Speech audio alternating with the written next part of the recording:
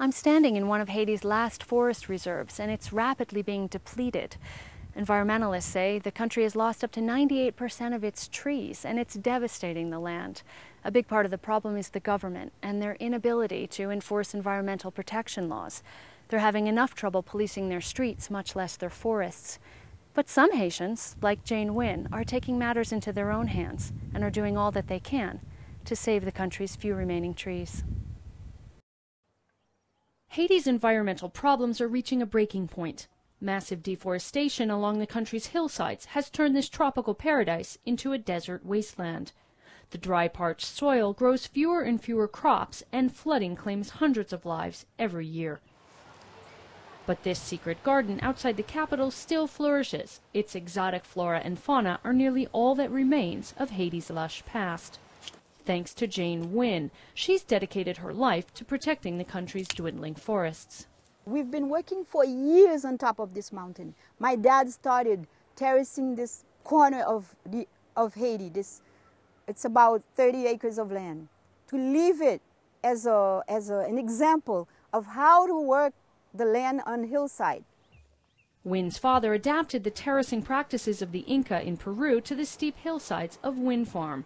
However, local farmers have been slow to adapt to the innovation, causing widespread erosion. With fewer crops and an exploding population, desperate farmers clear away trees in search of new farmland. Peasants encroach on Wynne Farm to steal its valuable trees for charcoal fuel. Gas is too expensive and electricity is scarce. Environmentalist Fidel Aja says people cut the trees to survive. People can't just go hungry. They need fuel to cook food with. So they cut down a tree. They make a little charcoal and sell it to buy food. The Haitian government is struggling to manage the problem, but multiple coups d'etats in the last 20 years have seriously weakened state control. The government has only recently begun training local forest rangers. The first time we find someone who's cutting trees, we try to explain them why they shouldn't do it. The second time, we arrest them and bring them to police. Wynne Farm is using education to discourage people from tree cutting. They offer one of the country's only environmental education programs. We have this place where it's like a center, an education center on environment. Our house, our farm, okay, it's open to everyone.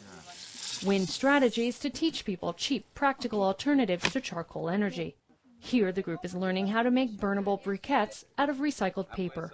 They come and they say, talk to us about ecology, because we hear about protecting the biosphere on the radio, protect the environment.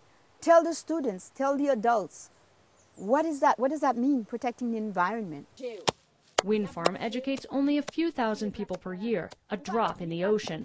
But Wynne remains hopeful that things will change. It's been a long fight. It is still a fight today.